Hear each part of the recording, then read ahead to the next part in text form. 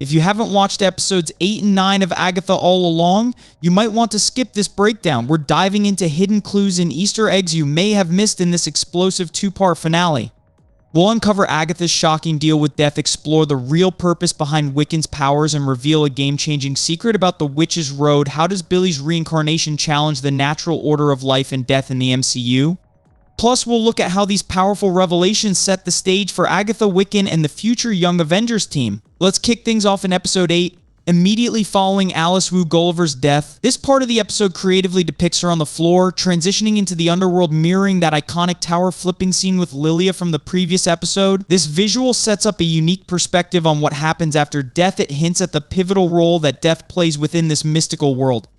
In a pivotal dialogue, Alice's longing for more time foreshadows what's to come. It's revealed that Agatha received more time from death itself when her son was meant to pass during childbirth. While theory suggested Agatha sacrificed her son for power, in a bittersweet twist, Death, who was also Agatha's lover, explains that although she couldn't save him, she could grant Agatha additional time. This theme of giving versus taking encapsulates Agatha and Death's complex relationship, portraying Agatha's loss as one where Death is more of a taker than a giver. During their intense conversation, we see the depth of Agatha's pain and her moral conflict regarding her son, Billy. Death reminds her that she was granted a gift, the chance to spend more time with her son, an offer never extended to anyone else. Yet, Agatha's bitterness stems from the fact that Death ultimately claimed Billy, leaving her grief unresolved. This resentment peaks when Death calls Billy an abomination, revealing that his natural death didn't fulfill the cosmic balance. Instead of moving on, Billy was reincarnated, disrupting the life-death cycle. Death now seeks to set things right by claiming Billy, knowing he has the power to reincarnate through his brother's abilities. In exchange for delivering Billy, Agatha is offered the rare reward of delaying her own death indefinitely, and when her time comes, a reprieve from facing death directly. Adding another twist, Death almost slips by hinting that the Witch's Road, a supposedly mystical path for witches, doesn't exist. This Witch's Road was a manipulation Agatha used to deceive witches, pulling them into her grasp to absorb their power. The illusion itself is crafted from Wiccan's memories, specifically images from his room. It reinforces the theme that reality and illusion are tightly interwoven. The path circles back to Agatha's basement, symbolizing the cycle of life and death, particularly in the storylines of Billy and Tommy, as they return to the very place where it all began. As the scenes unfold, we learn that Agatha was the one who bound Jennifer, and when she releases her, Jennifer breaks free from Wiccan's hex. However, Wiccan's ultimate desire remains his brother's revival. Agatha, honoring her arrangement with Death and sensing the end of her own ordeal, chooses to help Wiccan reincarnate Tommy. But amidst the chaos, Billy pauses to confront the moral question of whether reviving his brother means ending another child's life. This moment not only deepens Billy's character, it also highlights the ethical dilemma surrounding power, sacrifice, and the true costs of love and loss. Billy's struggle with the morality of reviving his brother illustrates a profound distinction between his character and Agatha's. This pivotal moment underscores his internal conflict as he grapples with the implications of wielding such power. His concerns reflect a broader moral dilemma resonating throughout the series, emphasizing the ethical responsibilities that come with being a sorcerer or witch. This conversation foreshadows the turmoil Wiccan will face later regarding the consequences of the Witch's Road.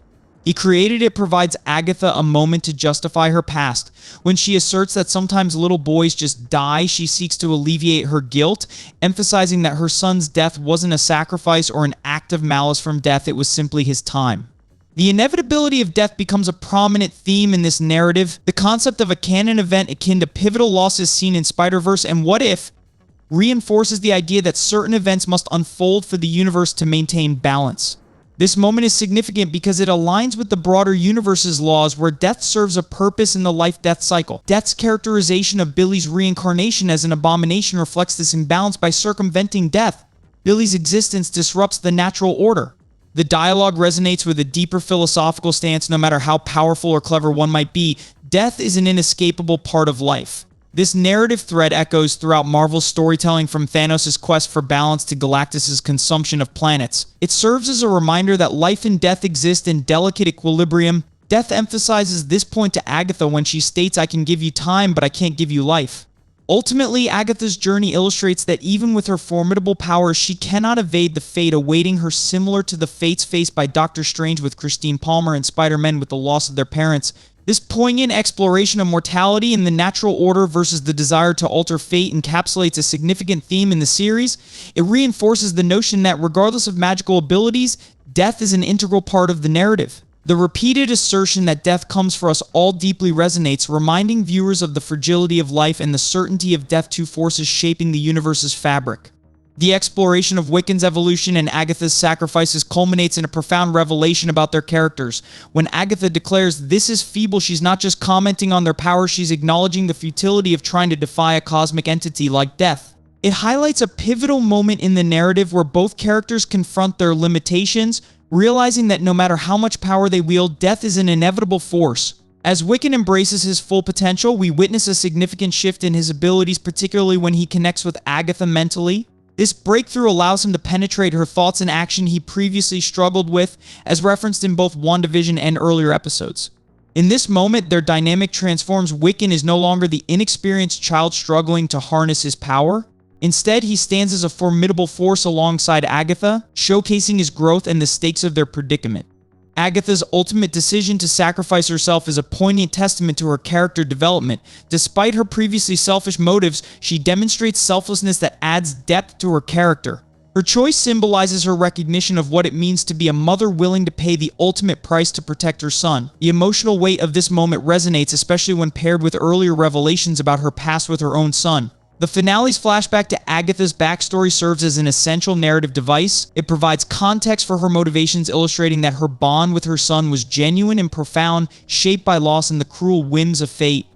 By framing her journey through motherhood, the writers effectively humanize Agatha, inviting viewers to empathize with her struggles and choices. Wiccan's realization that he was the architect of the Hex encapsulates the bittersweet nature of their journey. He grapples with the consequences of his actions, understanding that his powers have far-reaching implications. The imagery surrounding his bedroom, a reflection of his inner world, and the essence of his abilities serves as a powerful reminder of his character's complexities.